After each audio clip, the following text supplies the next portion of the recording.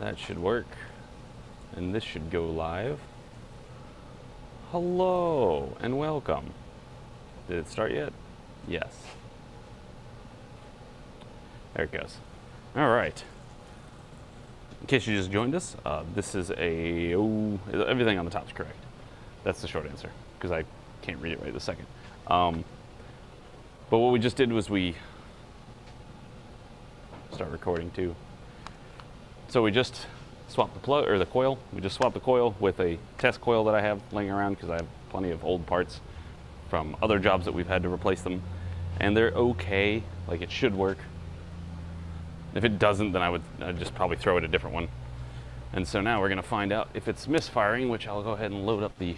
I don't need to get in it. Sorry, I'm all over the place right this second. Let's load up the scan data on VCDS. Wait for it to talk to it, which it might fail. Looks like it's going to fail. It tried to connect too quickly after turning on the key. Windows noises. Try again, and this time it loads.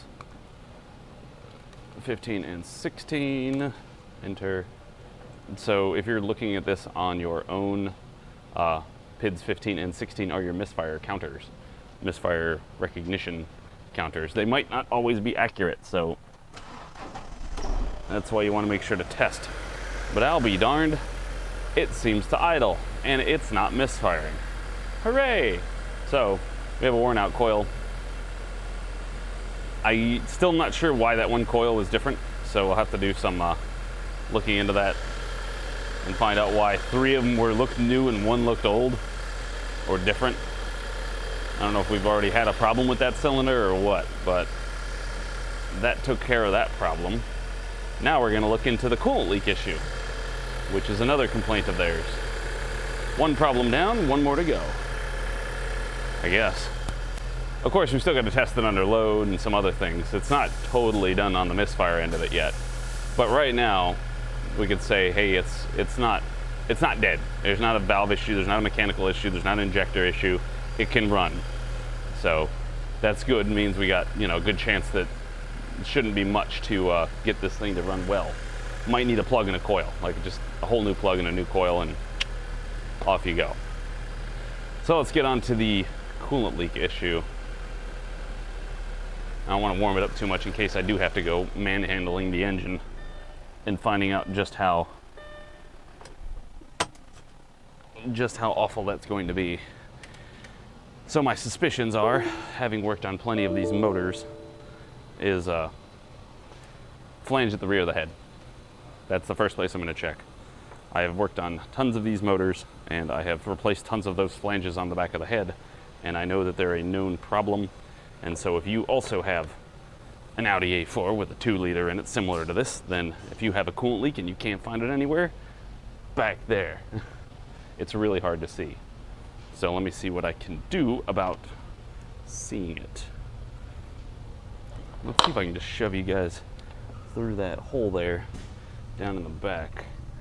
Doot doot doot doot doot doot doot doot doot doot doot doot. Oh, where is it? Where is it? I can't see it.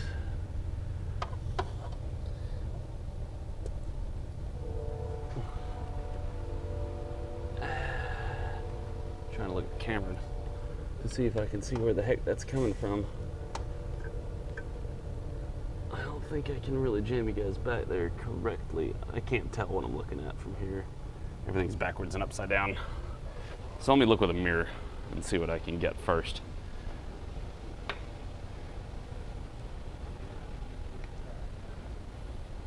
I try to get you as close to the action as I can, but sometimes I just got to make sure I can find it first. Where are you? There you are.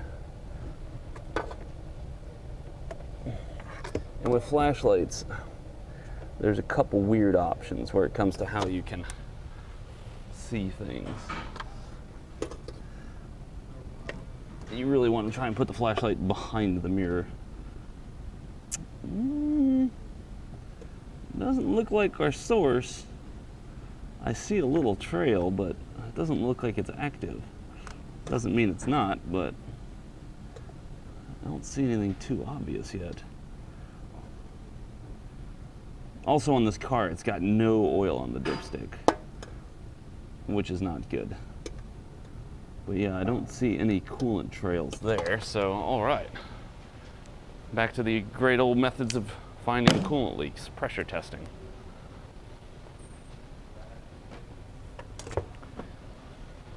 So what I just did there would be more of a experienced part of the diagnosis where I know problems on this motor. This is now going back to, you know, good old fashioned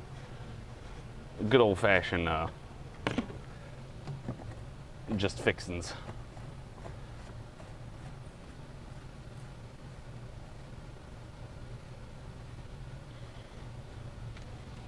Also, if you're watching this live, you can watch it on YouTube and or on Twitch. Let's see. I gotta make sure I share the link for those that want to watch it on Twitch. Or on YouTube, rather. Awesome.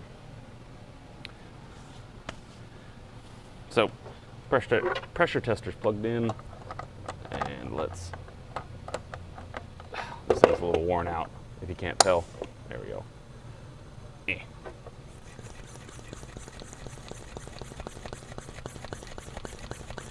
This is the hand pump style one, as you can tell. All right, about 15 psi on it. It's close to its, operating pressures. Let's just start looking around real quick. Now I'm going to check that flange at the back of the head again to make sure it's not puking on us. The problem is this catalytic converter heats up real quick, and it's pretty darn hot. Nothing.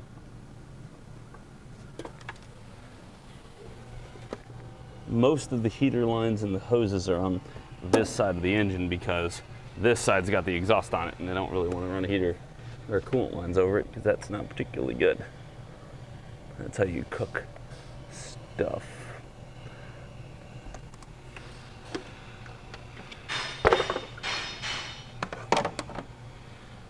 Nothing at the top here. If it's not leaking it, then it's got to be sucking it. To the bottom.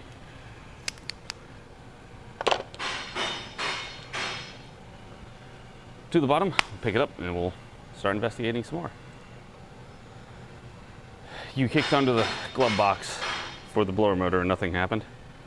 Well, not sure what to tell you there.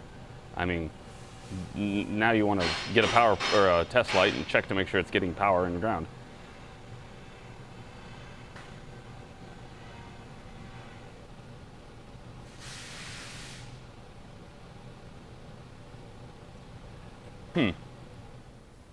Is it free?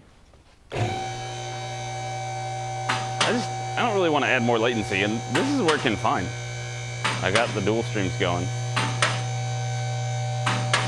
So if you haven't already subscribed to my YouTube, !YouTube, and vice versa. If you're on YouTube and you're not following on Twitch, then go do that. If you care, I'm not gonna make you do any of that. That would be rude. Hello, Panthy.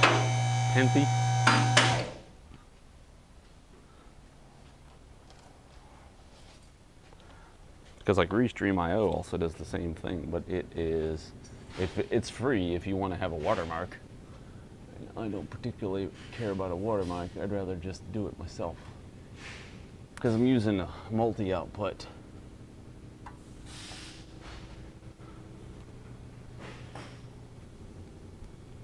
There's this fancy little plug-in right here that is called multiple output. And so I just added a YouTube target, and you can see there it's broadcasting. Yeah, it does double my bandwidth, but it doesn't use the extra CPU. It uses the same encoded amount from both. It just sends it to one and sends it to another. Doesn't use any more processing. It's a nifty little plugin. I'm surprised that I hadn't found it earlier. All right, so we're under the car. There was one little drop down there, but I didn't see where it came from, and I don't even know it was from this car for sure. But again, we're running into the problem of I don't see a location. I see some evidence of things, but holy hell! Good morning! I didn't need my heart. It's okay.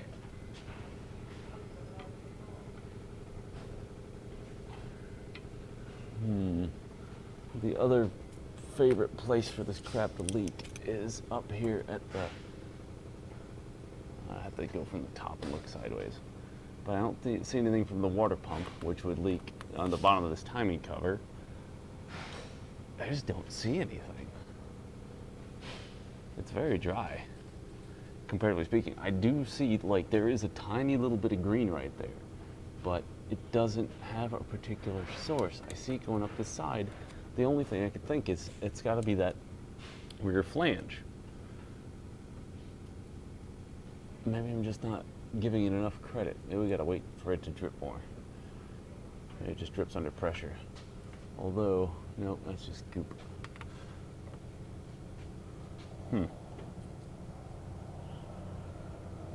Oh, keep looking. Keep looking and maybe give it some time to, give it some time to leak. Might be a very tiny leak.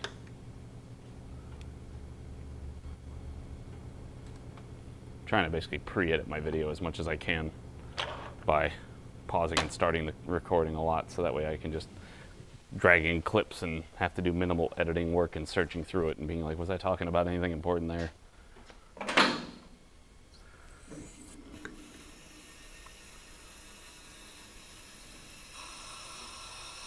Because the problem is I talk all the time because I'm streaming, versus if I was just recording it for YouTube, then it could be like, if I'm talking, I'll probably keep it in there. If I'm not, then get rid of it, unless it's obvious. Because when I'm not streaming, I tend to be pretty quiet.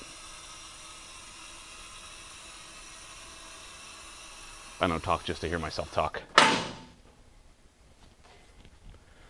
Dude, good morning, Pompic guy. And hello everybody on the various platforms. And thank you guys for the likes on YouTube. That's very much appreciated. Give it a minute or two to see if it'll build up some droplets.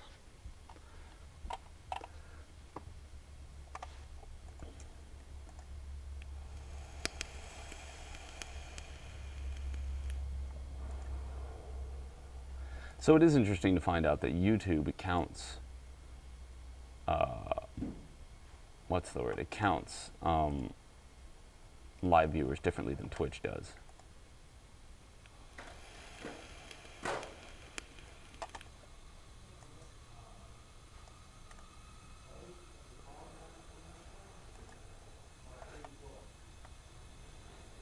Nice. I'll be soap.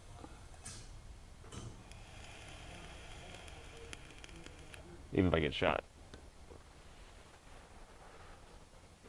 You're showing your age there, bud. You're showing your age. YouTube counts live viewers after they intentionally click the link and then they wait and then they've watched for 30 seconds or longer. I don't know. Nobody knows exactly how Twitch counts them as far as I'm aware. Like, is it as soon as they click on the video? Do they have to watch for any length of time? What counts? It will tell me how many video playbacks I have on YouTube. YouTube has way better analytics than Twitch, like way better. Where's the turbo? Right here.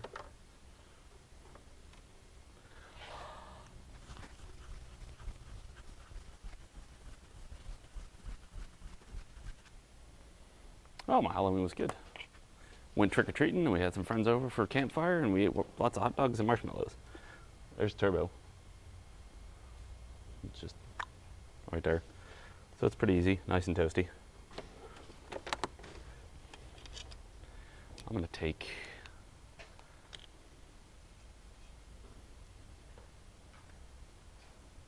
This comes with a turbo stock, bud. Most cars these days come with a turbo stock because turbos help with efficiency. I don't know if I can get you guys down there. Let me see if I can. Sorry, I'm moving the camera all around because I got it in my hand.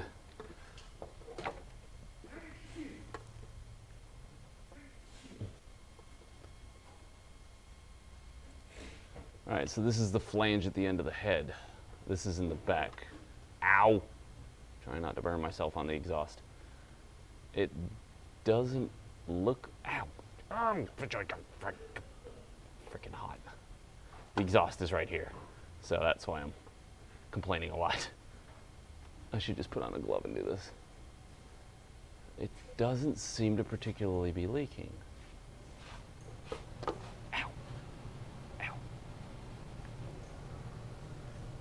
Did I mention it's hot? I don't see anything on that side. Can I stick this through here? It kind of blinds everybody, but it does light it up pretty well. Like I said, I see a little, is that coolant? It looks like coolant if you ask me. Flange on the head of the, end of the, ow, is leaking. Ow, again, ow, ow! You bastard. Let me get down there with a mirror so I can see a little better. And let me hook you guys back up to this.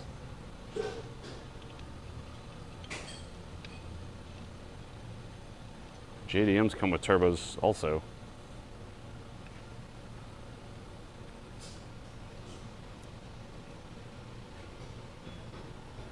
But yeah, if you're gonna add a turbo to a car, you're gonna have to remap how it runs everything, because otherwise it won't know what to do with the extra air.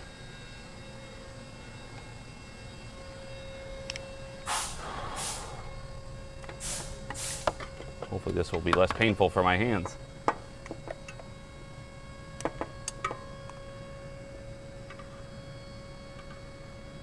Ready to go. Yeah. It's forming a little drip. Yep, I see it being fed. So yes, flange on the end of the head is leaking. I don't think we've done that one. So, the most likely way forward for this car is going to be rear flange and this number one coil and or plug, or all coils and or plugs, depends on what they want to do. And depends on if those other coils are new or whatnot. So let me find out what's going to be on the docket and we'll let you know. There's that. Now it's time for the boring research part. Ooh, don't break anything.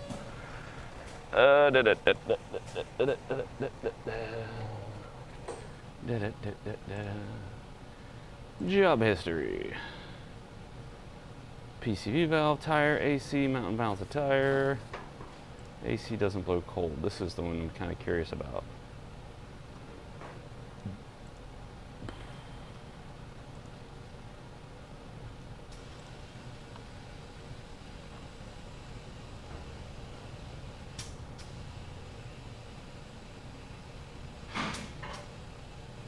Oh yes, we did do the condenser and the dryer.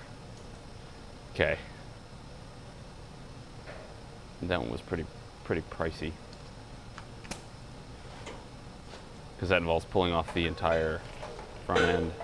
I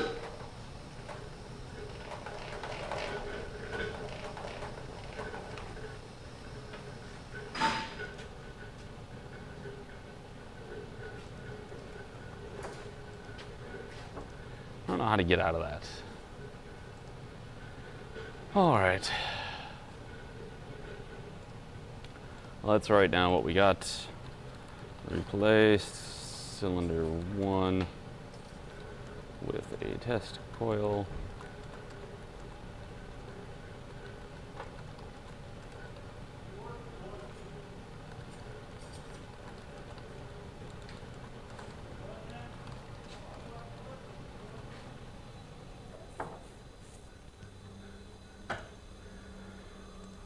Let's see.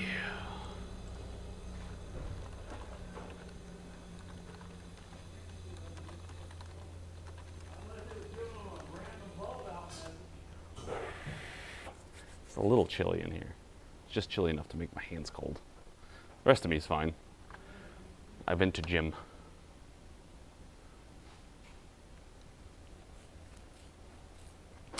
Okay, let me sum it up for you, Froggy.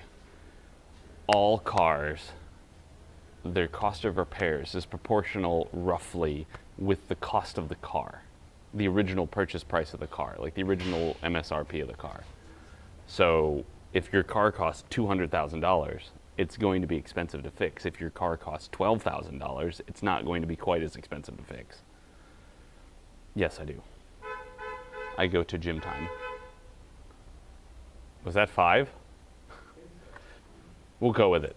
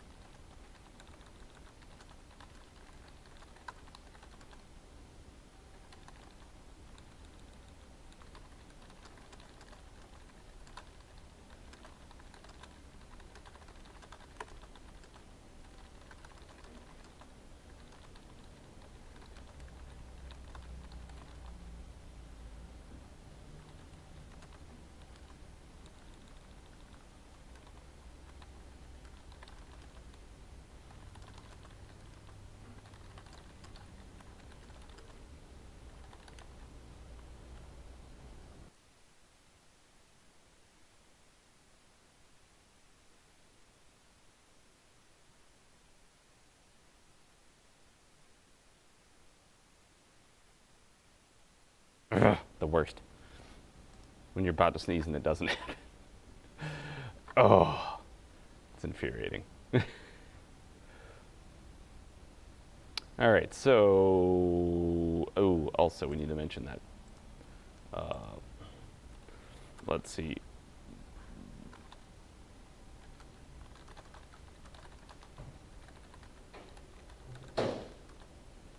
I can't spell efficiency. There we go. I can spell efficiency.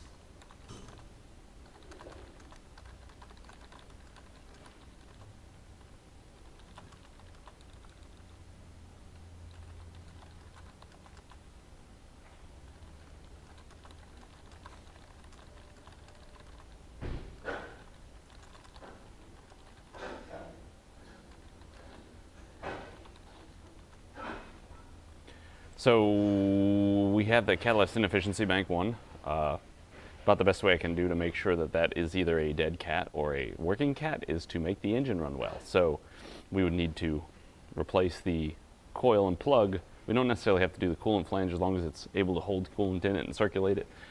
We could pretty much run it, test it, and make sure it passes its cap monitor, which might involve a couple test drives. But it depends on what they want to do. If they want the car back today, I could probably get it back to them today with the new flange and a coil in it if I don't have to go drive it around a bunch to test for the cat. If I do have to drive it around a bunch to test for the cat, then we might have some issues, and our bitrate has flopped.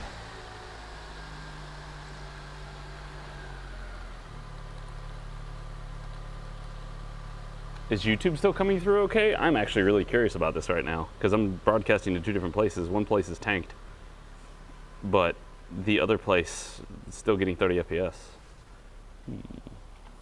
Did YouTube have an issue with that?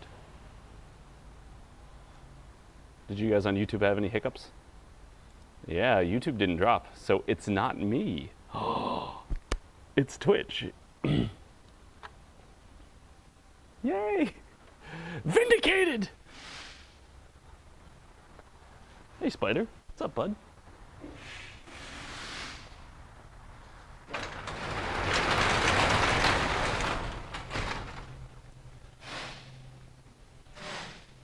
Check out this little guy. He's just hanging around.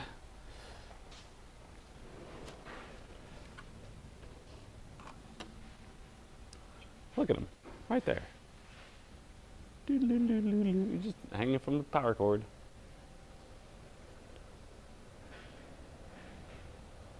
You all right there, bud? Your web get knocked down? Hmm?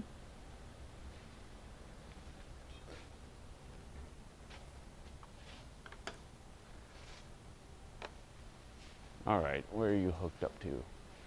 Oh, you're hooked up to the damn power cord all the way up there. Holy crap, bud. Well, scooch along. No, don't come down, go up. That's the wrong direction. I was blowing on you to encourage you to go up. All right, fine, let's go. Somewhere else. Here, come back to this nice post. It's a very nice post. Boop. There you go. He's like, ah, where am I? What did you do? It's a very fancy post. It has the most post. The most post. That's a good one. Still under pressure. So we can watch that some more. Well, let's go over the rest of the car because we want to make sure that the car is worth fixing for the customer and make sure that this is that moment where we give them a giant, large estimate. Hold on one second, let me blow my nose.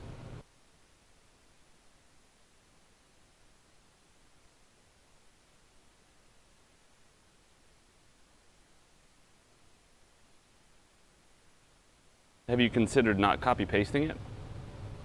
Have you also considered maybe Googling it? Because an Audi and Toyota have nothing to do with each other. Audi and Volkswagen are, Audi is an overpriced Volkswagen, Toyota, their overpriced version is called a Lexus. So you could answer that question pretty easily.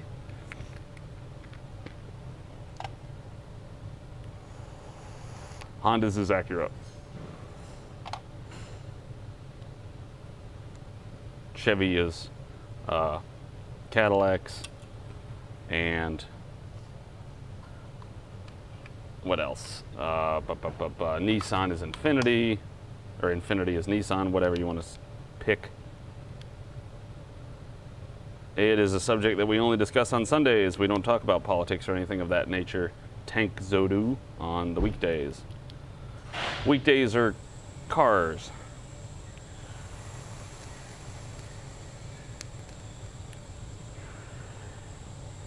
Holden is also GM.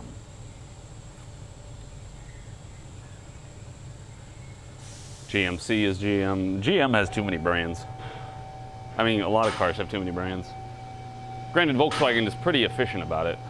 Also, I guess you could say Volkswagen's high-end cars, besides Audis, is also Lamborghini and Ducati and what's the last one? Crap. I can't think. I can see it. It starts with a B. Right? Bugatti. There we go. I was trying to think of the Veyron. It's like, who makes the Veyron?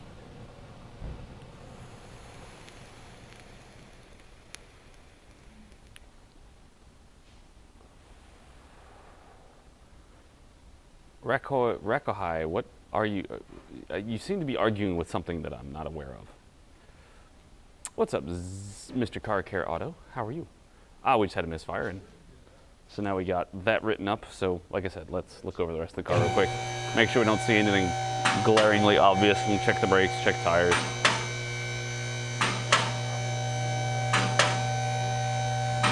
I'll take the pressure off this now. Nah, we'll leave it on.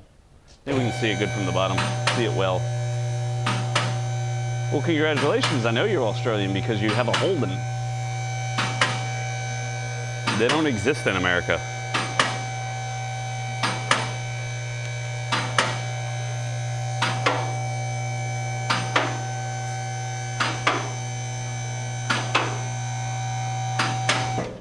I know it's surprising, but I have friends from Australia.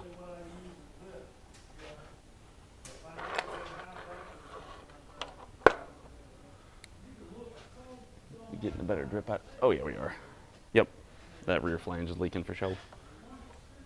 We're dripping on the ground. Ooh, what is that? Why does that look like a trail?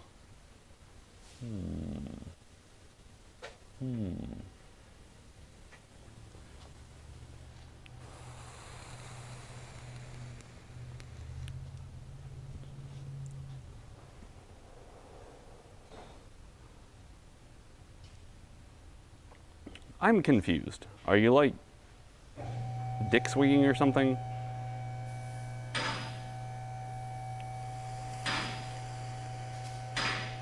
I feel like you're arguing with somebody who's not arguing back.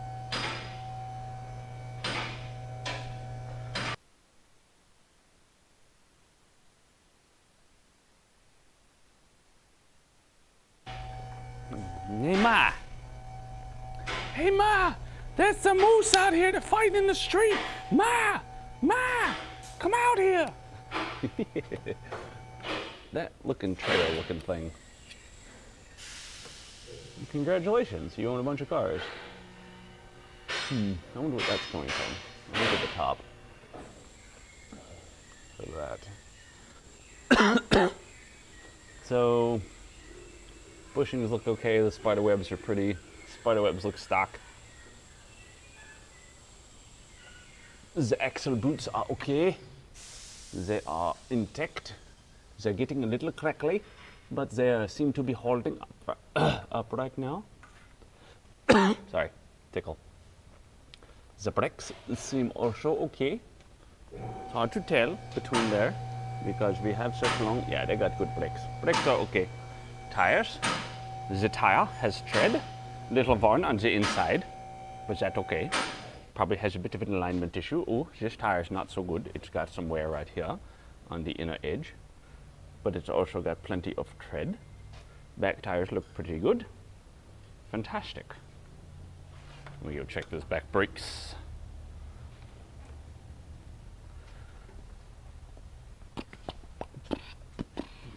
Probably grab a mirror just to make sure, because I can see the outside. I can't really see the inside. Let's grab a tiny mirror. Where's my tiny? There's my tiny mirror. Ah, it's stuck to a magnet.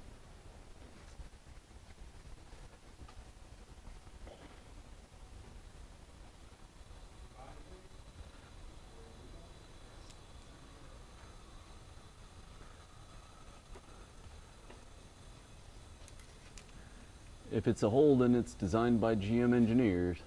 So I don't know what you guys are pissing about, but you're having a silly argument about my car's better, bro. No, they're all piles of shit. They are. Cars are just piles of crap. Ask any mechanic. Brakes on the back are fantastic. The fronts. That's why I love this tiny little mirror. Oh yeah, they got plenty of pad. So I use this tiny little like doctor's mirror almost to look. Usually it fits between the wheel and the rotor, or in the brakes calipers. That way you can see the top of the pads and you can tell how much pad is left. Unfortunately it's cracked, but it still gets me still gets the point across. Brakes and tires are all right. Front tire could use a little bit better tread on the inside of here. I think we replaced the tire. Which tire did we replace the last time? Because I bet you it was... Well, we would have moved it to the back anyway.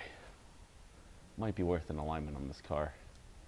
It doesn't seem that bad. However, there is one critical piece that I have to make sure is been done.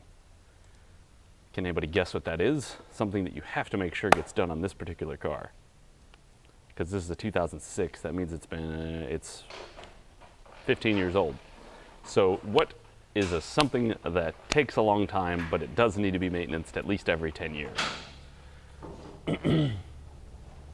Yeah, there's some little oil leaks.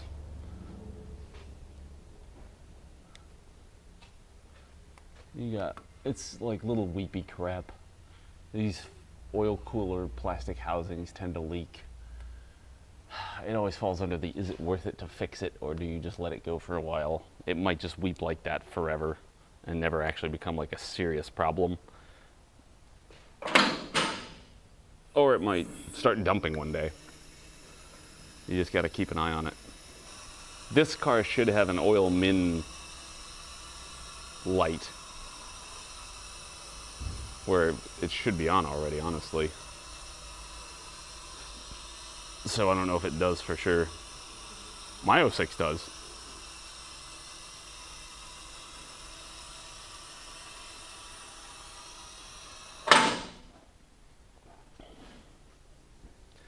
It depends on the person.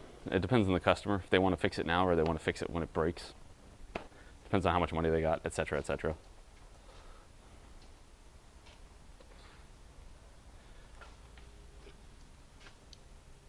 All cars are crap. That's all right. Hey, Jeffrey NYC got it. The stupid timing belt. Look at that. That was the guess. This is the timing belt cover. And if they haven't had the timing belt done on this car, it is running on hopes, prayers, and dreams. So we got a little bit of a little leak down here. You can kind of see the weepiness of it. It's just kind of like oozing. That's the oil cooler and then the oil cooler housing. And so it's not absurd. I've seen them with that.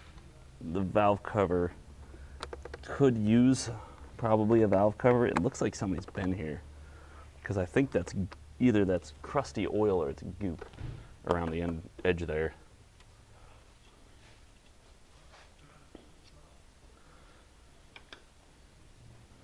Let me get my pick tool so I can poke at it and see what it is.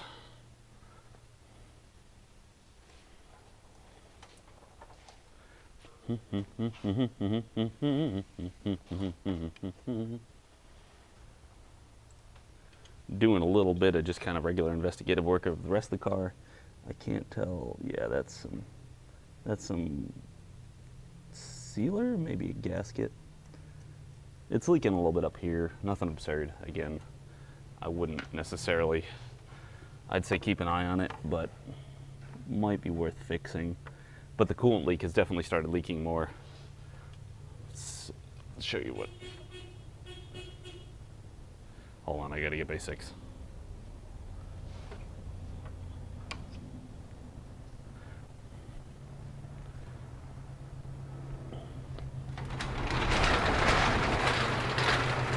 Ew, a taco.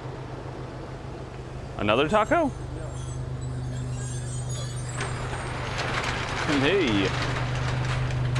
Well, this one isn't as rusty. It's definitely the rear brakes. Whatever's making that damn noise. Pop off the drums. We know what to do this time, though.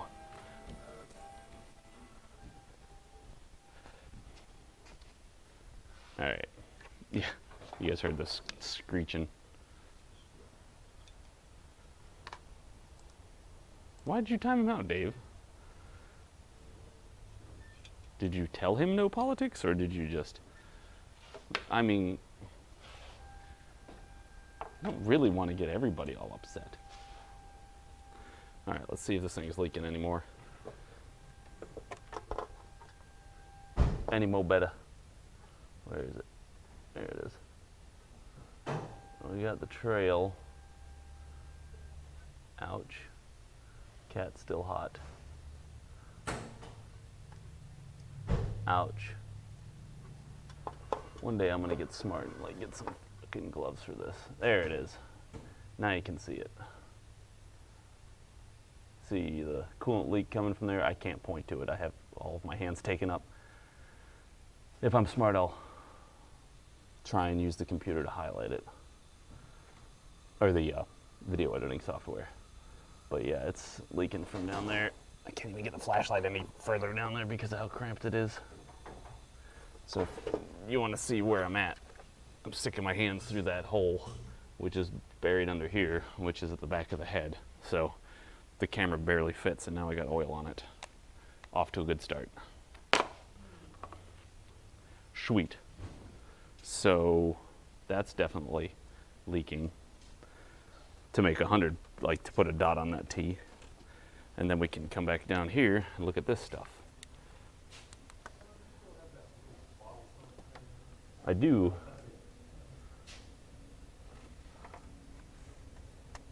Yeah.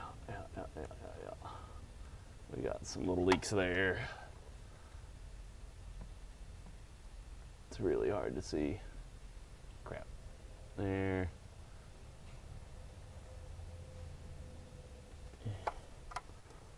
Anything back here?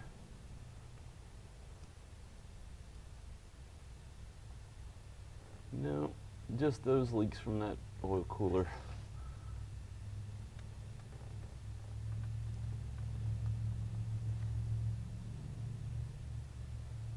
It's mostly that silverness from that's killing me. Cool. So there we go. Got some recommendations for him.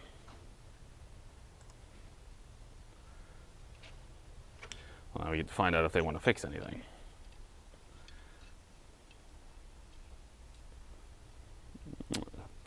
I don't have much opinion on those. I don't work on Fords that often, much less 90s Fords.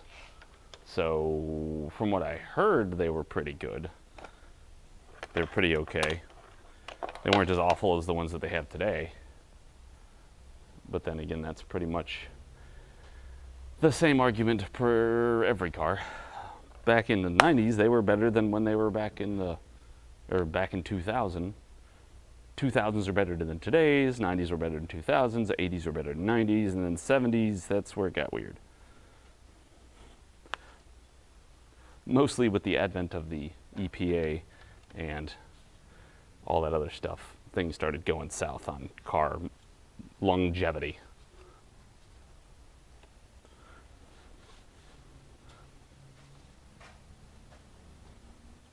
Cool. All right.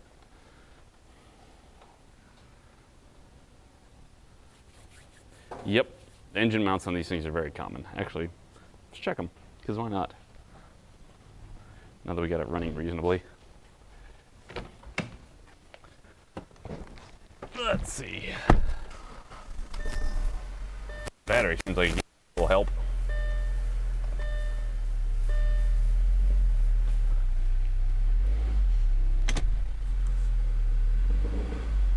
Nah, they look good. It's not moving much. Believe me, when they move, you'll see them move. I promise.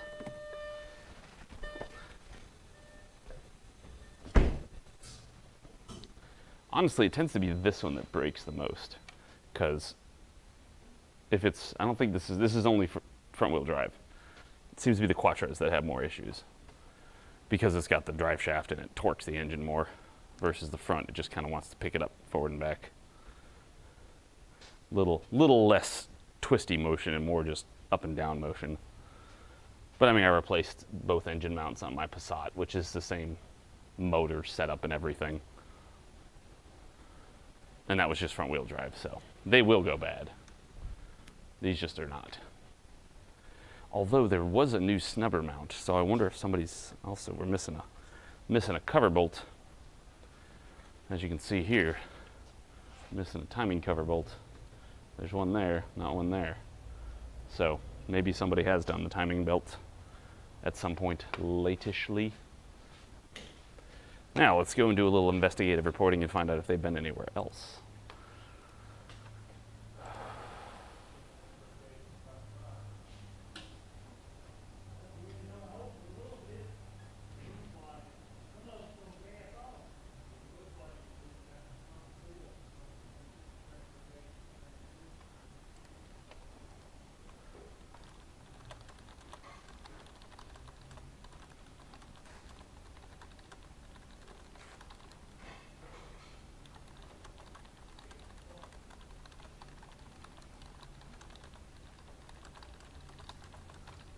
It's leaking quite profusely.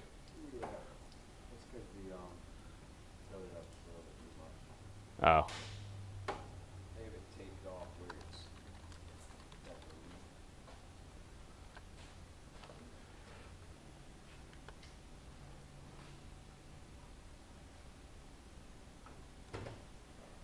definitely. Oh boy, now we're gonna get the Ford versus Chevy kids in here, and they're gonna start yelling at each other for no reason. Do I find Volkswagens to be good quality? It depends on which engine. The 2.5 liters, yeah, I like those. They have their little issues, but generally they're okay.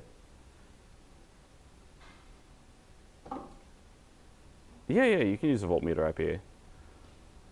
Use the voltmeter, find the power plug for your blower. Unplug it. Voltmeter. Go from positive to ground. Make sure you have 12 volts or whatever. Actually, at the blower motor, you should be able to turn it through its different settings if it's a manual AC and not like an automatic. And you should see the voltage increase or decrease.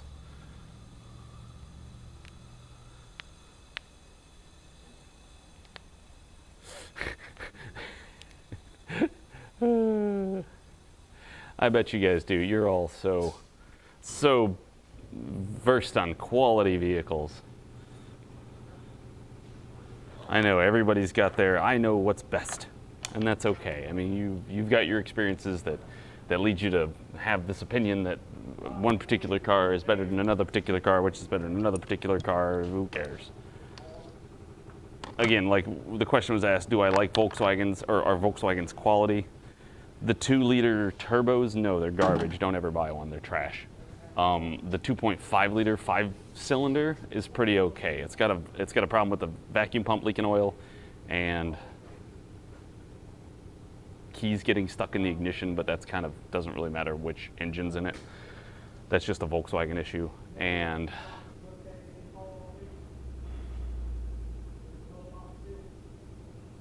I think that's it. Can't think of anything else off the top of my head for the 2.5 liters. But the biggest irritant was with the 2.5 liters, if it was an automatic transmission, it used to require pulling the transmission off to replace the gasket on a stupid vacuum pump, but we've since figured out faster ways of doing it that don't involve quite as much money. So that's nice. The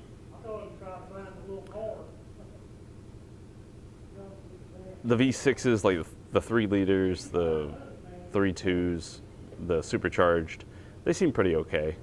The 3-liter supercharged does have a problem with the secondary air injection system getting clogged up, which requires like pressure washing through the engine, and that's not something I'm particularly wanting to do. So it's also a pretty in-depth job, from what I can tell. Never done it before, so I don't know for sure, but reading the directions, it gets me a little nervous. So, and we don't have a pressure washer that's built for that particular task.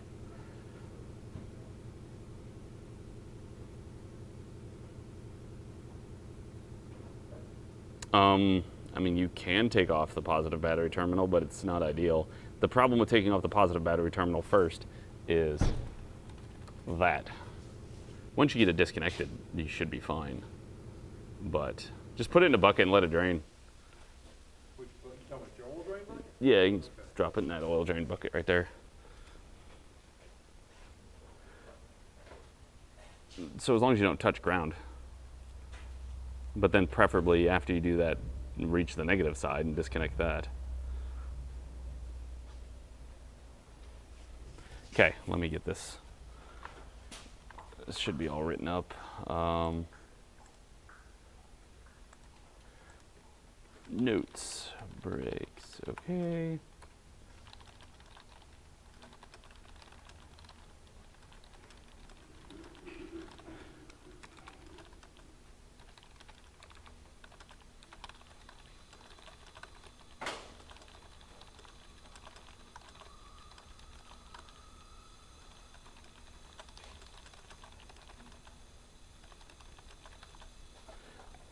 Let me see something real quick. If we're burning lots of oil, we'll oftentimes get, oh yeah, soot at the back of the tailpipe, or at the, on the bumper.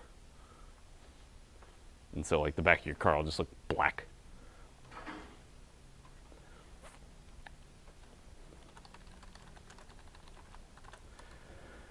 What else did I notice?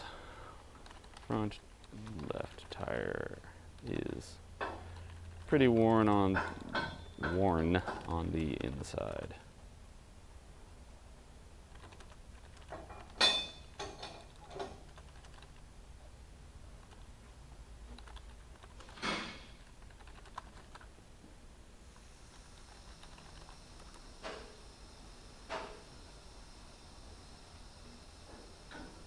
Yeah.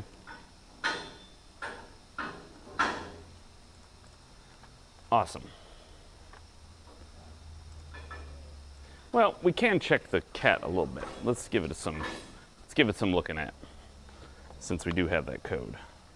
Granted, they weren't specifically asking us to diagnose this, but we're still within the hour. Ish. It's kind of been 2 hours, but let me just watch that O2 sensor, see if it looks like it's switching, and see if it looks like the post one is actually settling and cleaning up the exhaust. Yada, yada, yada. Running smoother though.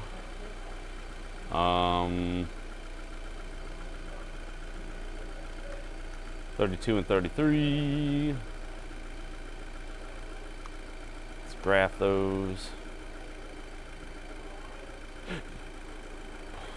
Gotta wait for the engine to warm up enough to go in a close loop. Oh, let's put it on the graph. There you go.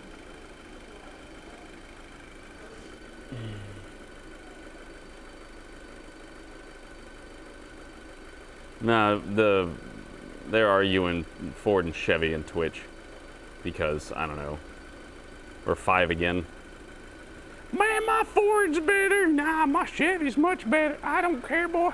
Ford's the greatest company that ever lived, and Apple's awesome. I like Chevy and I like Android. I don't know. People get so brand loyal, it's weird, but everybody wants a team. And if they can get around or root together for being, you know, on Ford's side versus Chevy's side versus Ford's side, then whatever, they're good. They can have fun with it. I don't care. They're all cars, they all have engines, they all have exhausts and intakes. It's fine if you like it. I mean, you know, be proud of it. Take care of it, change your oil, do your maintenance. Yeah, be a happy owner. Doesn't mean you got to disparage other people, but, you know, it's a fun ribbing to do with your friends. And maybe that's where it gets lost. Like if you got a friend that's got a Ford and you got a Chevy, and you're like, hey, look at that, your Ford is on the side of the road, bud. You need to get a Chevy. Yeah, that's fine, but don't argue with random people about it. It's stupid.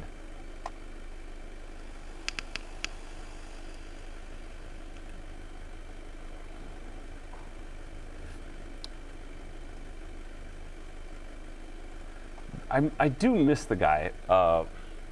There was a guy that used to come in to Twitch sometimes. He would come in as Ford salesman and Chevy salesman. Well, there goes the front O2. It's starting to act. It's doing its thing. It's doing a good job switching. Is the rear seems to be holding pretty steady. But this is the long and short-term fuel trims. So we might have to look at the actual post-cat O2, which I'm going to have to do a different thing. But yeah, it's adjusting, that's for sure. It's pulling away fuel.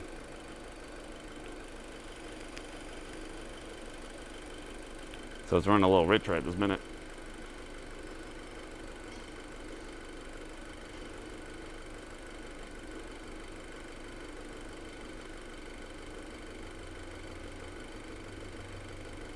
But it's doing a really good job switching. Alright, let's look for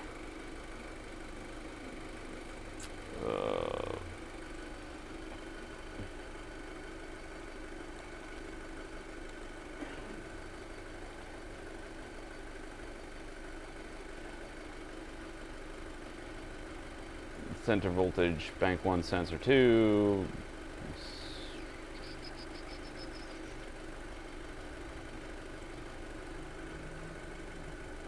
Bank 1, sensor 1.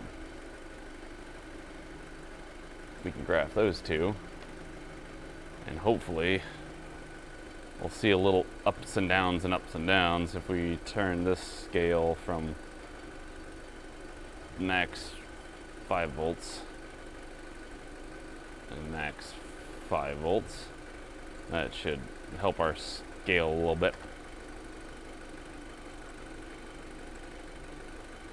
Yoink. Nope. That one.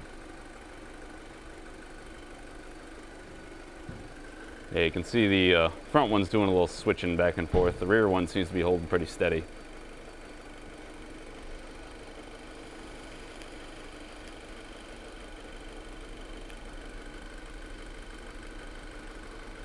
Excellent root beer. I should go find that doctor. Dr. B.G. I agree, he is good at helping people staying alive.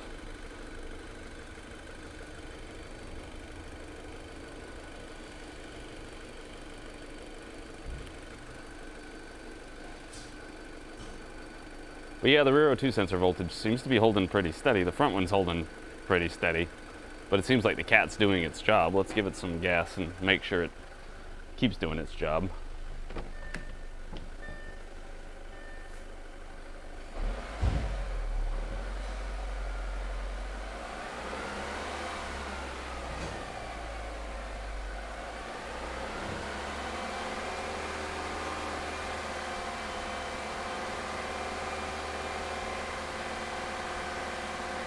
Yeah. It's holding a nice flat line on the voltage, so seems like the catalytic converter is cleaning up its exhaust pretty okay, I would say. I gotta go back and review all my O2 sensor stuff again, just to make sure, but because I don't, usually on these Volkswagens, they don't have a lot of issues with O2 sensors, or cats. Usually they just either have a dead cat or they don't. And since I live in an emissions law-free state, most people don't care. So if the cat, there's no having to pass, you know, regulations or anything. They could have a dead cat, they could remove the cat, nobody'd care. Straight pipe it. I just can't do it, that's all. If a customer wants to do it at their house, whatever. What's up, Waukesha?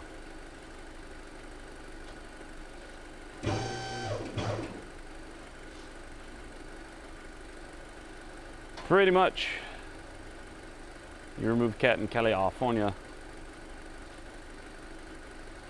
Doesn't say intermittent, but its fault frequency on that was 1. Again, we got misfire, we got misfires. But those are... No, there was no STS yesterday. I was busy. I have no time to do it. We had trick-or-treating to do. We had to pick up the family from the camp out. I had, my kids are out camping all weekend. You know what I like about camping? It's the peace and quiet I get after I drop them all off at the campsite at home. I drop them off, help them set up the tent, then I go home. I don't pay to pretend to be a hobo. But they have fun, so. Middle son was working he was one of the leaders of the outing, and the youngest son was participating.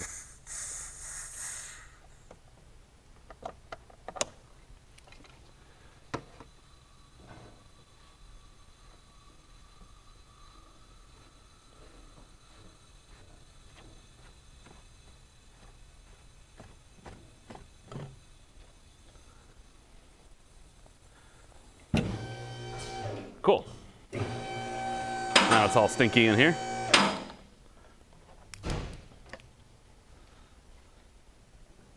Oh, it was a good day, good day.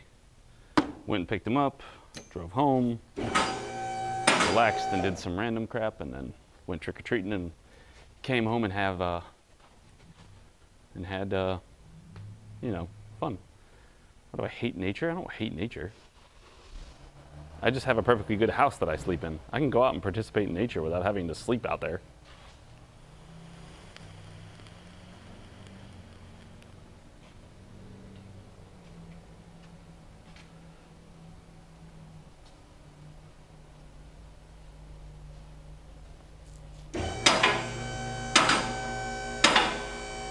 I don't know.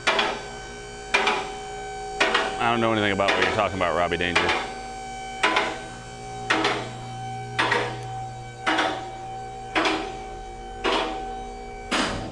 Even if the cat was removed before you worked on said vehicle, you still can't mod it? I don't know. I don't see why you couldn't mod it. Like, down south here in South Carolina, you got these bastards going around with their straight pipe V8 Chevy trucks that they've jacked up the front end on to make the Carolina squat, and they've got giant old fart cans on the back of it with no catalytic converters. And that's pretty average. Mustangs, Camaros. They'll be rolling around with no cats. You know, making a whole bunch of noise.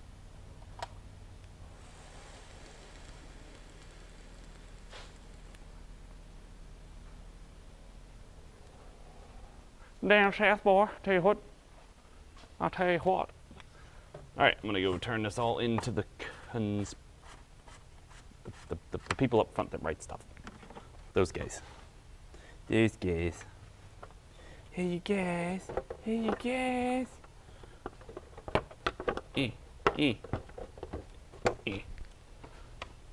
Oh, let's give that battery a quick test because it seemed a little weak. Might just be because they haven't been driving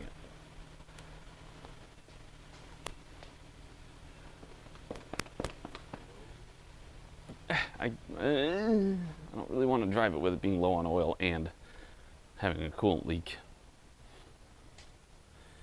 But you know what we're gonna do real quick? I'm gonna go up just take it out on the road. I'm not gonna go far. I'm just gonna go up and down the street here. It'll take me like a minute. I just want to make sure it doesn't misfire really badly under load with this new coil. If it does, then we might have to adjust our diagnosis some. Or our recommended repair. Because it should run okay right now, so I want to make sure it runs okay with boost and all that stuff going on. If it doesn't, we might have to pull the plug and swap plugs or something. So I just want to dot my T's and cross my I's.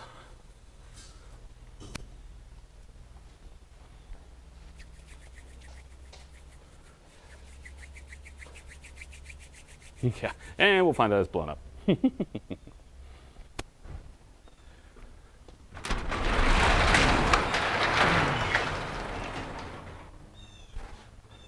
So I'm just gonna put it to the ambient microphone for a minute and run up and down the road real fast so you guys can watch Noah stare at this taco. Noah will be happy to entertain you while I'm gone for this minute. He'll be like doing dances and all sorts of fun stuff. I'm risking it, I'm not taking my phone. That means I'll end up on the side of the road. I'm not back in 3 minutes. Send a search party.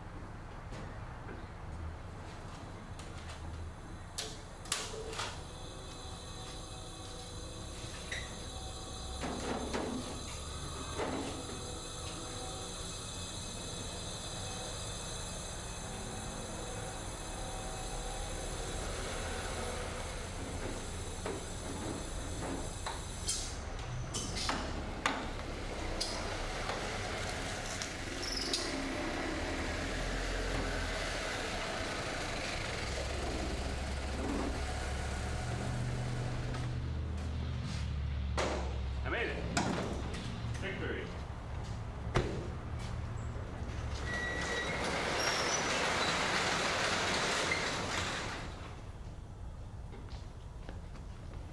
Yeah, I know it was quick, but it answered some questions though. One, it'll accelerate fine. It drives okay. However, we do have a bad wheel bearing. I heard that pretty quick. You get out on the road and you hear... It's noisy. It is noisy, and it sounds like it's the left front, so we're gonna find out.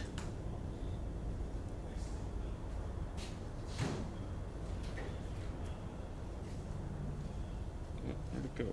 There it is.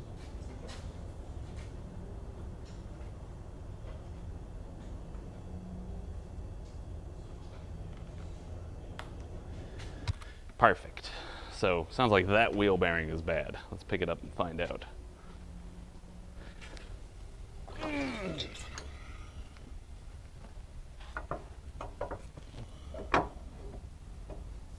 not gonna lie, I impress myself sometimes with how close I can get to parking in the exact same spot, where I don't really have to adjust the arms too much.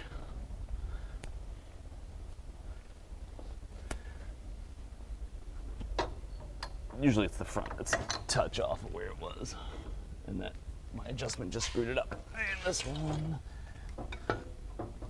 beautiful. Oh, I managed to kill my knee though this weekend. Yesterday specifically. I went to break a stick for the campfire, and it was not a very breakable stick, and I used my knee, which was the first mistake. I paid for it, so now I have a bruise on it. Now I have a bruise right here on the top of my quad. I was like, yeah, this stick doesn't seem so...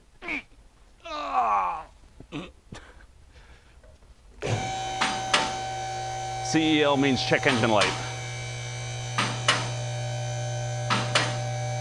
Or money light.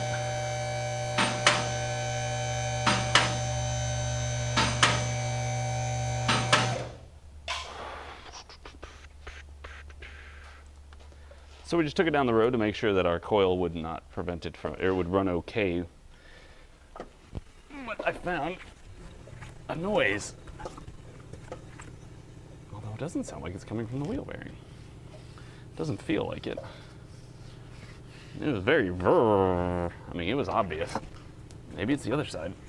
I might have to start up the car and put it in gear. Sometimes you can find them this way. It's not particularly chewed up.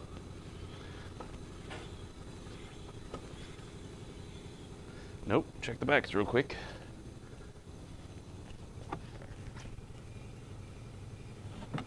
Nope, not that one. Oh, there we go. Yep, it was tricking me. It's coming from the back here. Listen to that. That's not fun. Yep. Rear left. Did you hear that? Come through the mic okay? A little crunchy. Bad a wheel, but it's not loose. It's just crunchy. So we're gonna write that down, and we'll give all this to the front office and let them write it up and call the customer.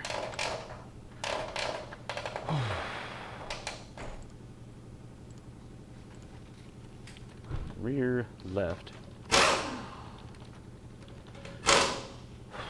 Wheel bearing is bad. Is bad.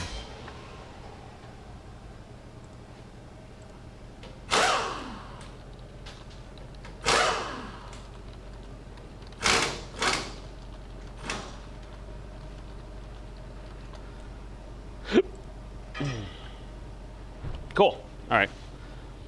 Oh, you know the other fun thing that happened this weekend was, if any of you guys know, I also have a blue flannel jacket that I tend to wear a lot of the times when I'm working. So my wife is at the camp, out camping with the boys again at the campsite and stuff, and she thought I was at the campsite, which immediately initiated a panic attack because she thought something went wrong and I had to go pick her up, etc., etc. Then she figured out it wasn't me. But there was another dude running around there that was maybe like 5 to 10 years older than I am. And, but from a distance, mohawk, beard, blue flannel shirt.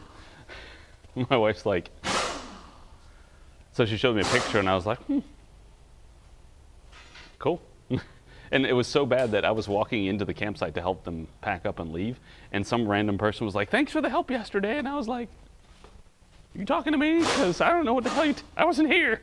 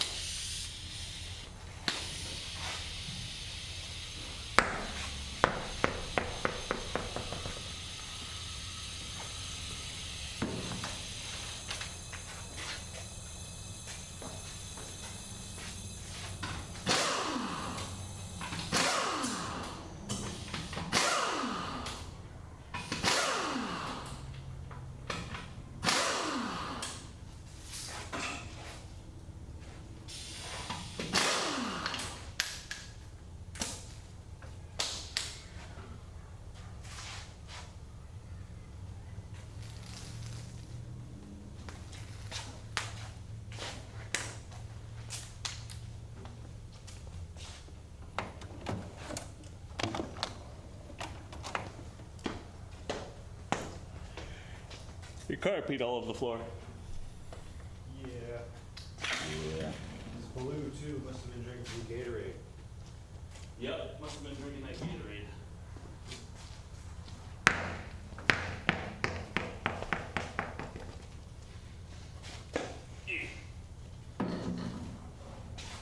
There, I solved the problem. All right, well, I told them about that. Unfortunately, there isn't anything else for me to look at right this minute. We have all the cars that we have here in the shop. So either some people haven't shown up, but I also didn't really have anything on my schedule today. Kind of a light day. British Monday. Mondays are the crazy or okay. They're either crazy or slow. There's not usually just like a average Monday where it's like, oh, here's a few cars, there's a few cars.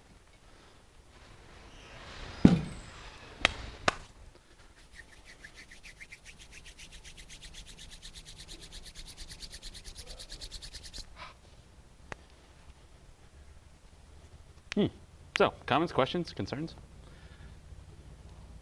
Oh, I was getting the mileage off this car after I make sure I'm on the right microphone.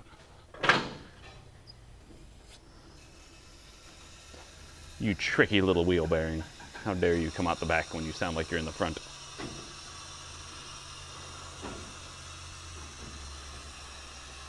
Ay, ay, ay. 96864. 96864.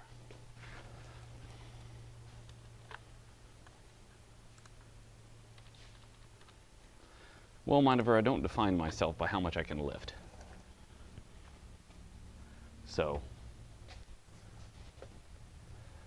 I went to the gym this morning, got some exercising in. Didn't do any leg work because my knee hurts, but got some incline bench, some lat pull downs, some tricep extensions, preacher curls. So yeah, got that done this morning. So I got here nice and warm, although it's starting to wear off.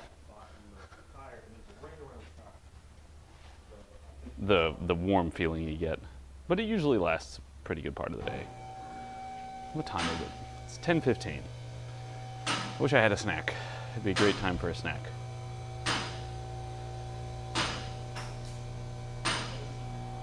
All sorts of stuff. It's all written up on the ticket. Yep.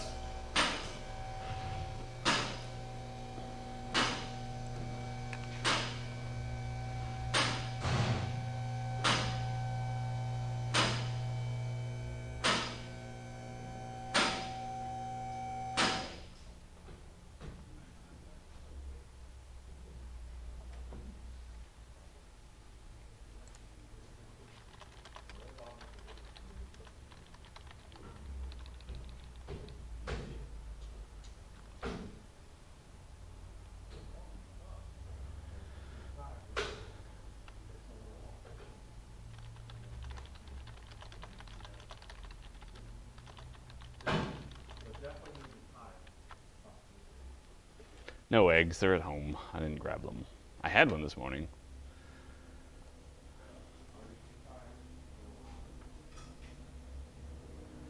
Yeah, if you can, Jeremy. Wouldn't be the worst. Or at least have one on hand. Have a new wheel bearing ready in case you put it back together and you didn't do it quite right. I don't know if I'd necessarily replace the wheel bearing just because.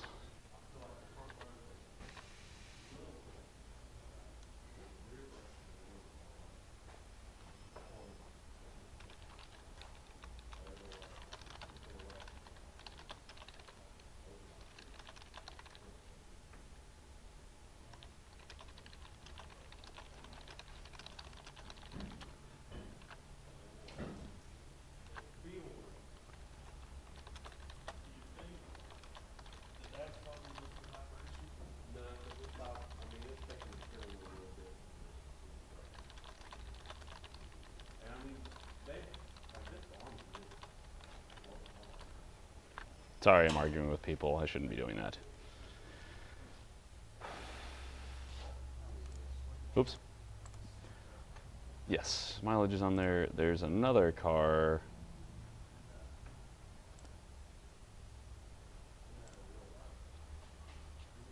I didn't work on this car, did I?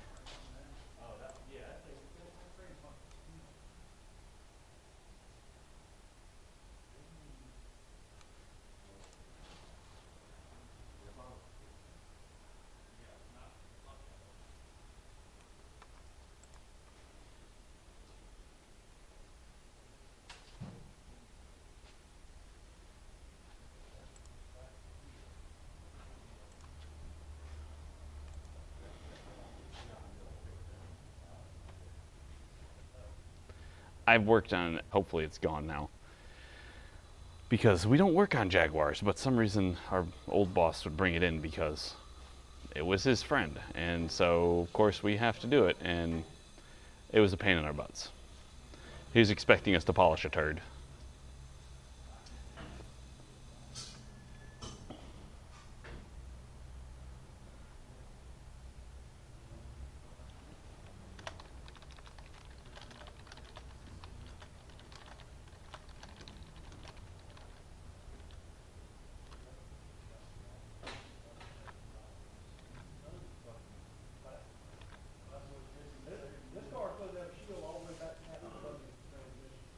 Oh, well, that's good.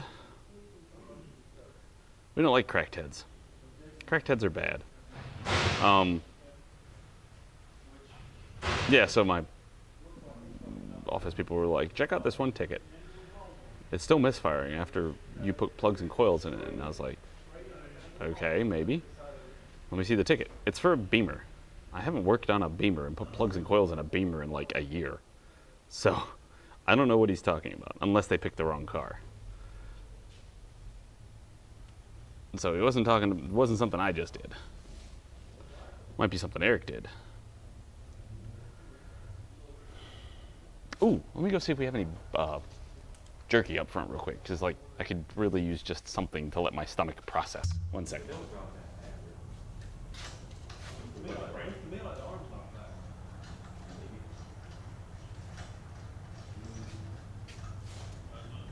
Is this a purchase inspection? No.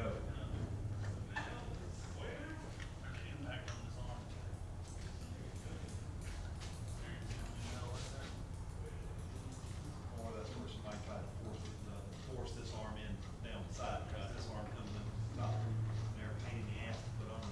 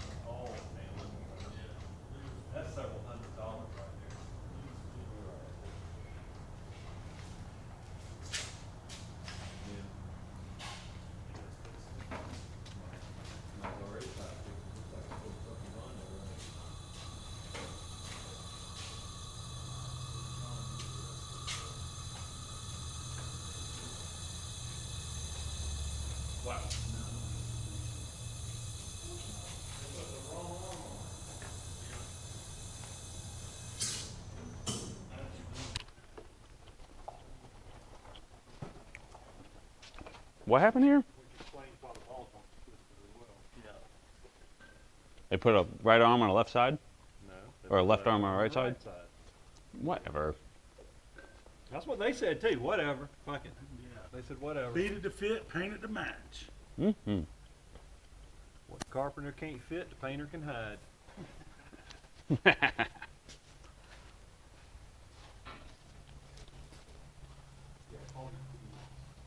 Yep.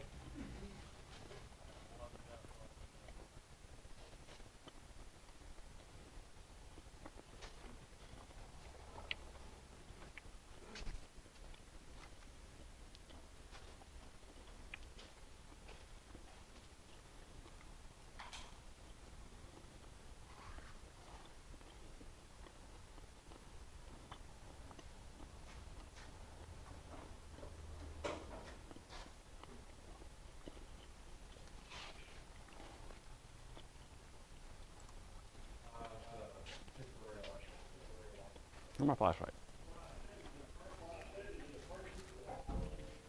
Hold on. I know it's choppy right now. Might not work because I'm using too much bandwidth for the two streams. Yeah, it's not going to do that. Also, I turned off the sound. Why is it still playing? Oh well.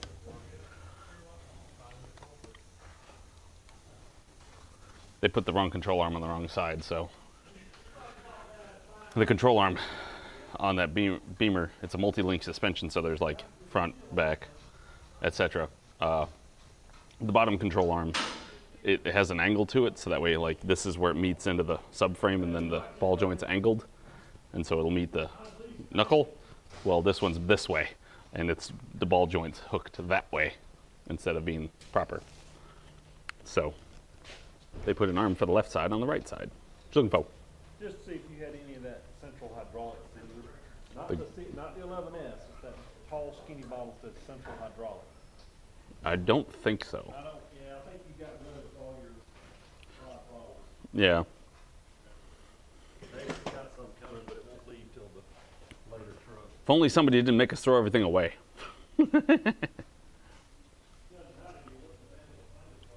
Probably. Good morning, Violet Mango. What did happen to this poor Audi? It has... Oh, we were going to check the history of this Audi to see if its timing belt has ever been done. Let's do that real quick. Also, if you guys are watching on Twitch, ! YouTube, and go over there and support the YouTube stream. It's very helpful for me.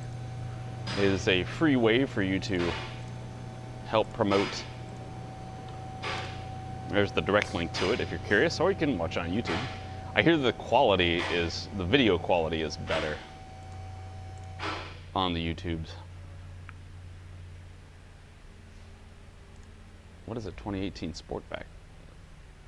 Hear about. Not even here.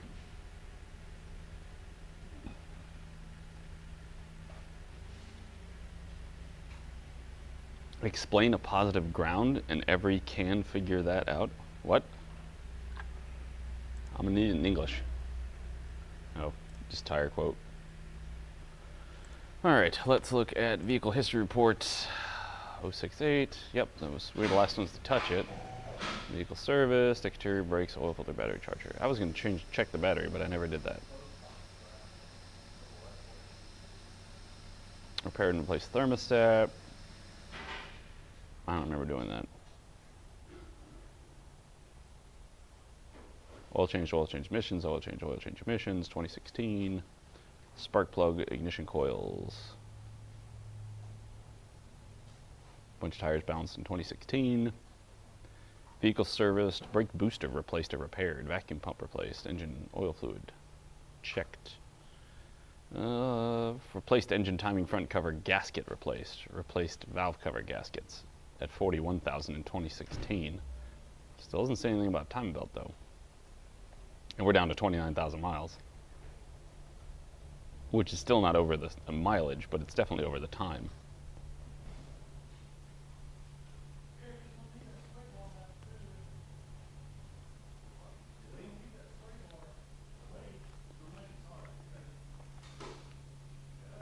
Yeah, I don't see any record of.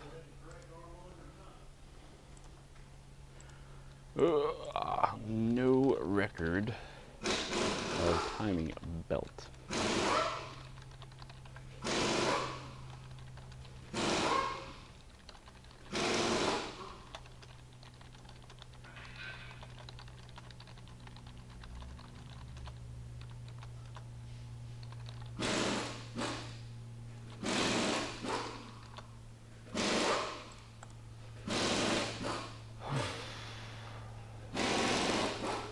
Audio's in sync on YouTube and it's not on Twitch? You guys aren't having any sync problems on Twitch, are you?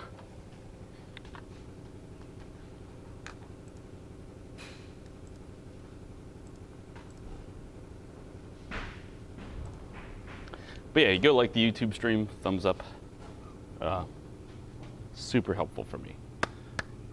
All right, let me go test this battery because why not? What else am I gonna do?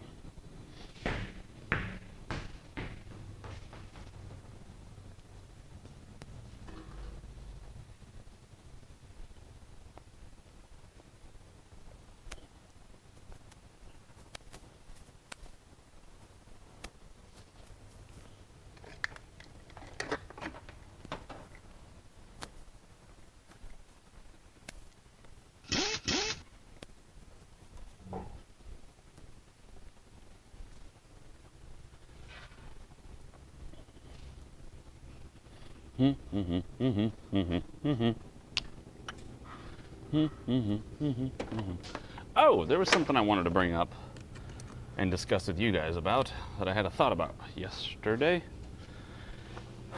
Could you imagine what would happen if the manufacturers would collectively let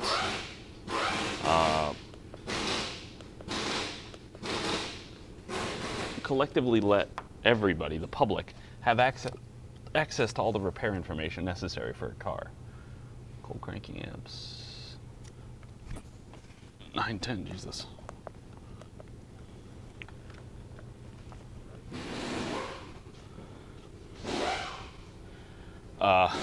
Why, thank you. Oh man, circuit charge detected. Turn high beams on.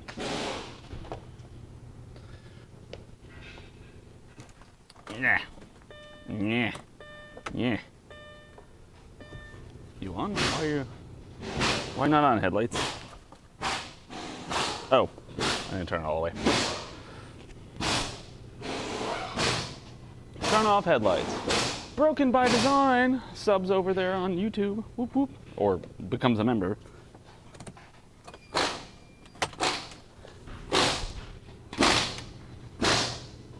Headlight off detected.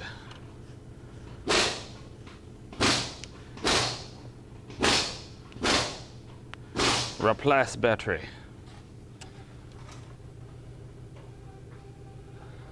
Cold cranking amps at 32 degrees Fahrenheit is supposed to be 910, and cold cranking amps at 0 degrees Fahrenheit is supposed to be 730, and this has 515, so it's not great, but it's not awful. Anyway, so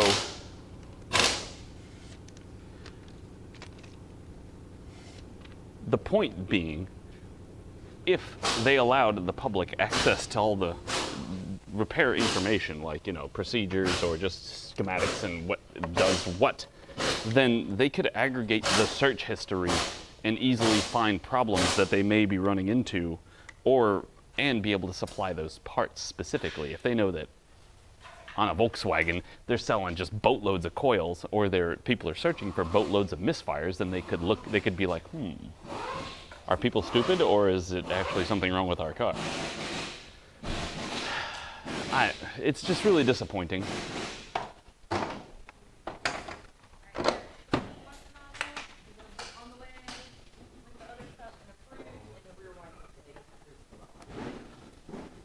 Did you say we were getting marshmallows?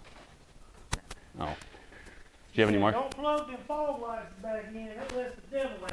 Yeah, how was that? I guess somebody would have had to have done that. She didn't know anything about it. She said, what? Because I figured they can't just come loose. Oh, depends on what you do.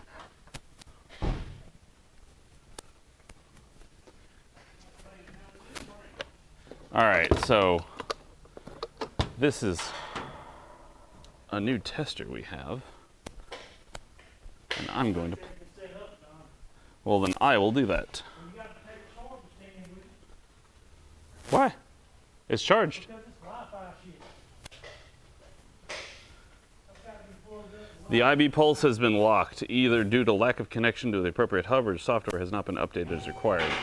To unlock the IB pulse, connect it with an appropriate hub via the button below.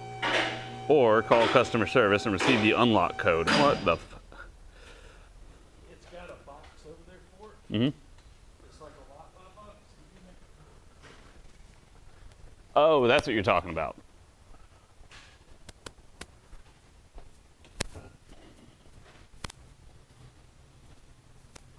Oh, this thing is what you were referring to. Yeah, that thing gone. I thought you were just talking about, like, it needs to be plugged in. Like with power. No, it's all Wi-Fi these days. Yeah, buddy. That's the truth. Which one's Facebook which? Net is watching you. AOC don't like that thing. Wow. Umatech, is this it? What is the voltage? 12 volts, 2 amps. What is this? 12 volt, 2 amp. Okay, this is the one. This is our Wi-Fi dock that's dirty. I don't think it's ever been all the way set up. I don't think Jason was able to get it to work. Of course, he can't wipe his own ass. I love the encouraging talk from the fathers.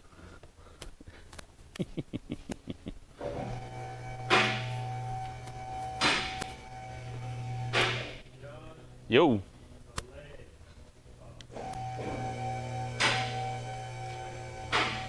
I need a hub connection to plug it into. I need somewhere to plug it in. What does this do? That plugs into the router. Hmm? Oh yeah, that'll be fine. I'll just unplug that charger. This thing runs off a 4G connection. Well, that might be why it doesn't connect very well, because we have crap for cell phone reception in the shop. Oh, but we also can maybe.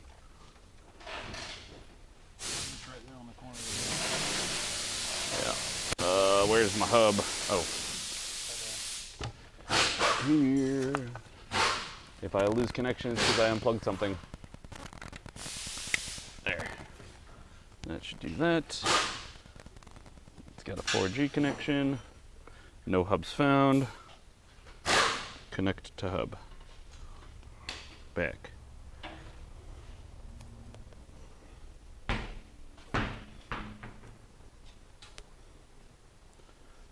Push the appropriate button via the hub. I wonder what the this is our new battery tester that we got, and it's got all this. It's locked or something, and I'm trying to figure it out.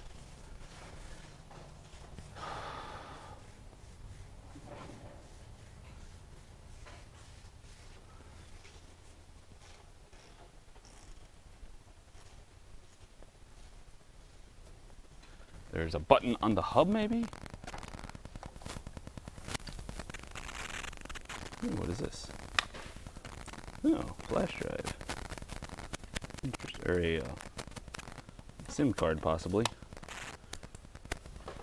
But I don't see any... Wait. That's why this won't do anything. They got it plugged into that. Now we got something. Or now we'll get something. You don't output it by putting it onto the LAN to the LAN.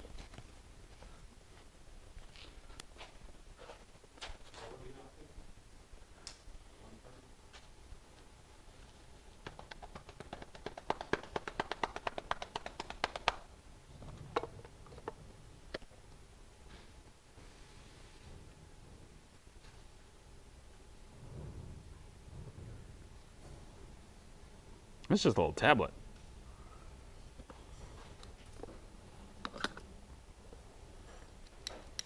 Grippy, grippy.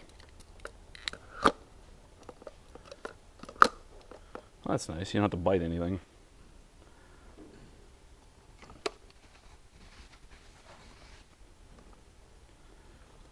The IB Pulse from Interstate Batteries. Dun dun dun. Oh, Ken. Do we lease that battery tester from Interstate?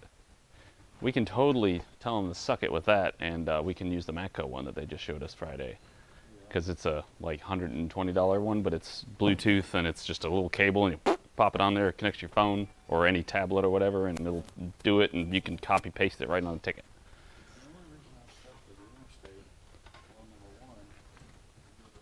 Mm-hmm. Okay.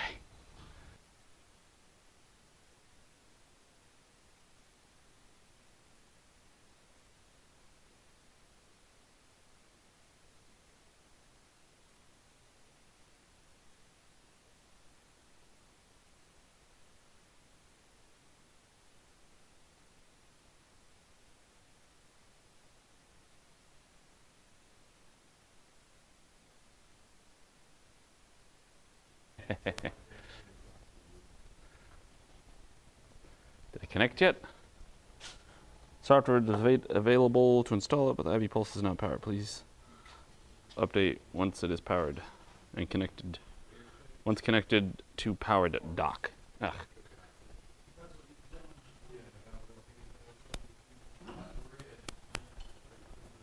Where do you plug it into the dock then?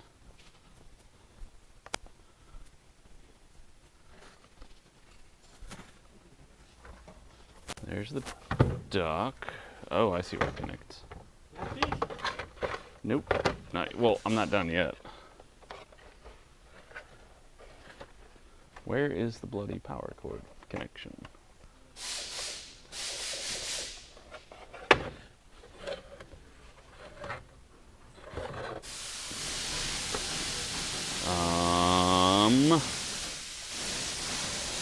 Oh, there it is. Hiding inside.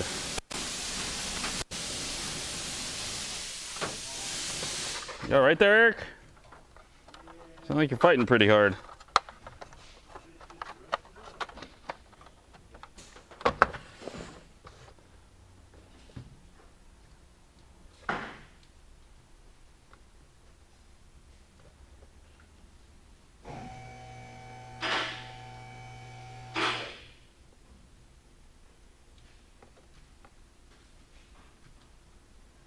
Ah, now I was looking for installed components.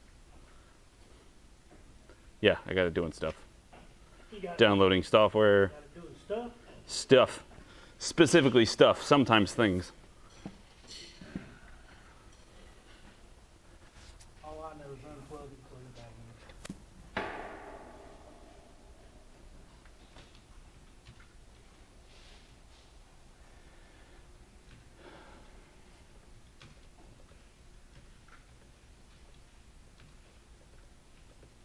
Except it can't talk to the update server, but it says, please check your internet connection and try again. I would love to check my internet connection, but you won't let me because you want to update first. It seems like... You can't check it again. Yep.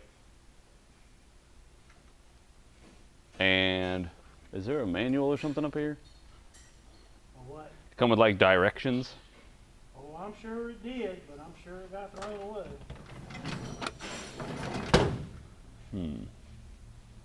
Of course, you could ask Jason about that. Of course, he won't remember. But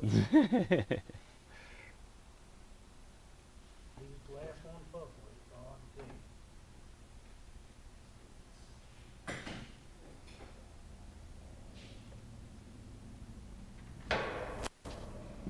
Of course, I don't know. These days, they don't give you no instructions for shit. Look it up, man. I'm gonna have to call up the frickin' Interstate people and get them to unlock it.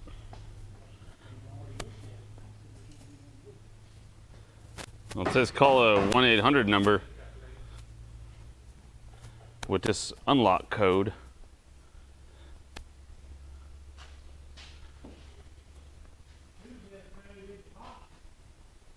Jason, you know where the box for this thing is? Or any of the software or any of the stuff? It should be right on top of the file cabinet. On top of the file cabinet. That whole box is this whole thing?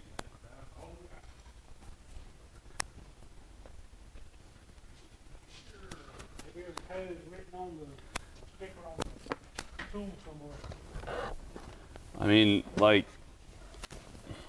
this box has a thing in here that says Asian imports cartridges, so I don't know if this is the box we're talking about.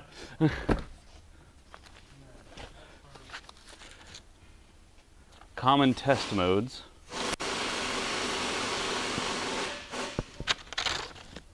I mean, this manual belongs in a museum. Oh yeah, 84 to 94. For Acura, Chrysler, Daihatsu, Honda, Hyundai, Infiniti, Isuzu, Kia, Lexus, Mazda, Mitsubishi, Nissan, Subaru, Suzuki, and Toyota. And a bunch of gaskets. What is this? Oh. Oh, this is a oil reset tool. Neat. For a BMW 82 to 2001. We're going archaeologically digging through here. There's the Master Tech 2.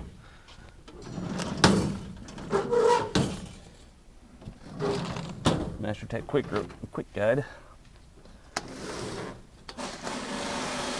Filing cabinet with a bunch of hookup cables for Bosch ABS adapter. GM something. 6M Ford Chrysler cartridge.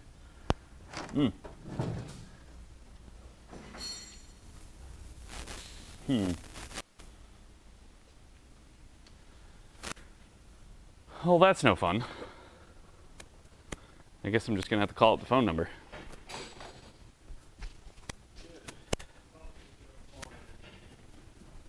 I will talk to whatever country answers the phone. Can I see your phone real quick, Ken? So I can... Oh, I was just gonna use... You don't have your shop phone back here. Right there. Ah.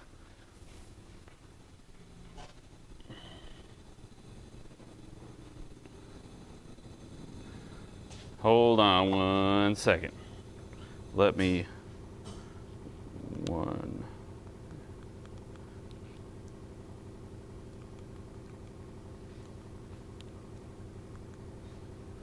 Hold on.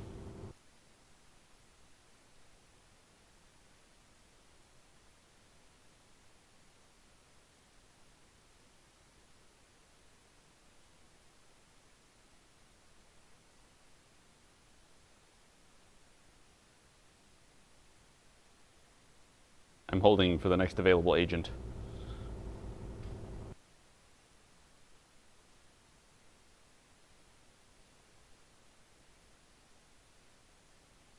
Hello, Mr. Derek.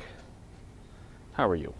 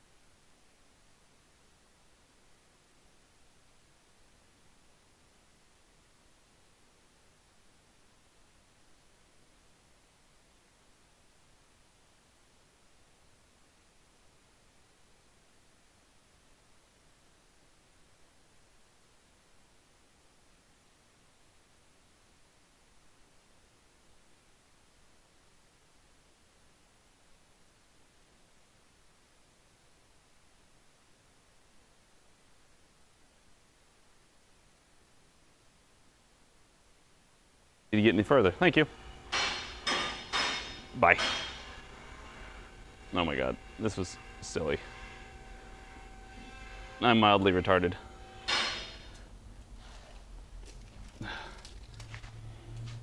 Did you know that where it says verify hub connection is a button? You press the button and it connects to that thing there. Really? It's updating now. So I'll call him back if it doesn't work.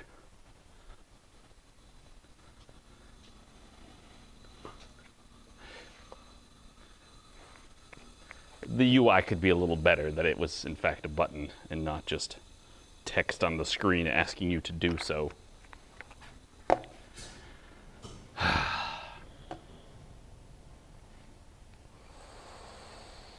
Old school version of RuneScape. Nice. Well, when was the last time you were here, Derek?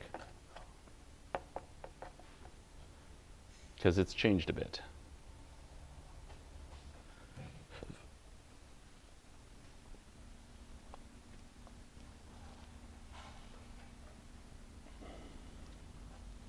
Guess it's not going to give me a progress line, eh?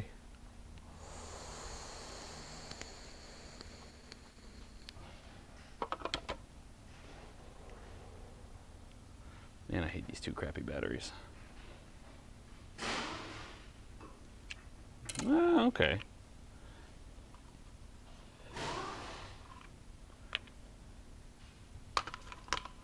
Well, hello and welcome back.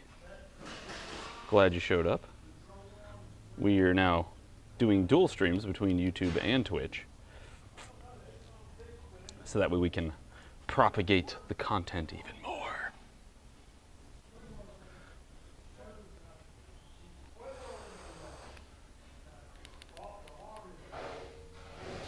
There we go. So, questions, comments, concerns? Oh, also I should write down.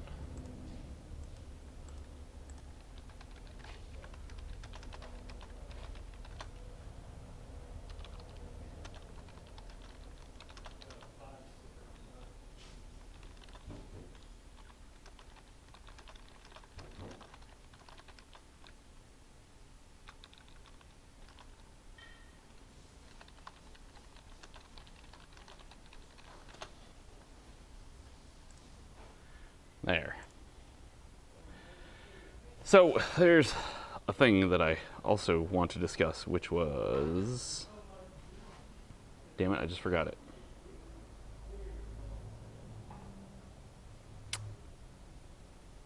I was talking about the... if we had aggregate information, which is all fine, well, and good. Oh, yeah, I remember now. So something I wanted to discuss was... I think people get confused as customers and as well as mechanics where it comes to what is CYA, cover your assets, and then what is over-recommending things. Like on this car, they came in for a misfire and a coolant leak. However, there's going to be a battery recommendation, there's going to be a wheel bearing replacement recommendation, because those are problems I found, and we want to make sure that we notate them on the car to make sure that the customer is aware that we found these things to be bad. You don't have to replace it right now, but you need to know it's going bad. So that way you don't, so one, the CYA for us, so that way when they drive away, they're like, my wheel's making a bunch of noise. It wasn't doing that before it got there. Yep, I know, because it was doing it the entire time, so I wrote it down. And then you don't want people getting all upset, that thinking that we're trying to oversell them. No, I'm not trying to oversell you. I just want you to know that I know that there's a problem with this thing, and it's not my fault. So, how do you explain that without sounding like, I guess that's the front end's job, where they're supposed to talk to them about, what it is that they have to have, or what they need to have in order to fix the problem that they're currently complaining about, and then what it is that they want to, we also want them to know, like bad wheel bearing. Your tire on the left front's a little worn on the inside, maybe hitting alignment, other things. It'd be kind of like, I guess, if you were going to the doctor, they could say, well, you have X, what's wrong with you, but also you could maybe lose some weight and exercise some more too. It's not condemning or doing anything particular, it's just CYA. Like, yeah. That's all I can really go with. So I want your thoughts on that. I'd love a fun discussion about this. How do you tell between being oversold and just being made aware of problems. Because we'll also, like when we quote the job, we'll say, you know, the wheel bearing is it's wheel bearing and whatever bolts and it's like an hour and a half, 2 hours labor. We're just giving them an estimate as to what it is, so that way when they do want to fix it, we don't have to look it up again, and two, they already know, and maybe they want to fix it now. Should a wheel bearing be fixed sooner? Yes, I agree, it should. I don't think you should roll around in a bad wheel bearing as long as you can avoid it. But sometimes people don't have enough money and they got to prioritize repairs. I would put the wheel bearing pretty high. I would get the coolant leak. See, this is kind of one of those, the coolant's leaking, but is it leaking that fast? I would change the coolant and get the misfire fixed first, and then I would worry about the wheel bearing. So that's the problem. Oh, you managed to miss it by just a little bit.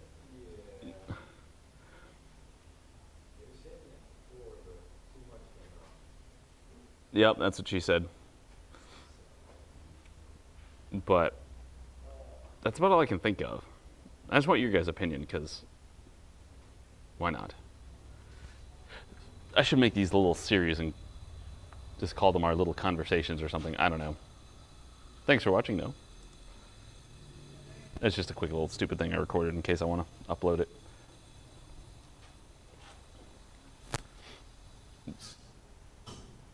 What if you break apart while taking things apart? Do you eat it or you roll it into their bill? It depends on what happens, kind of, or mostly. Like, if I'm taking off their wheel and the socket flies off the end of my gun and smashes their windshield, yeah, that's our fault. If I'm trying to get to that flange at the back of the head and I'm pulling off the hose off the flange and the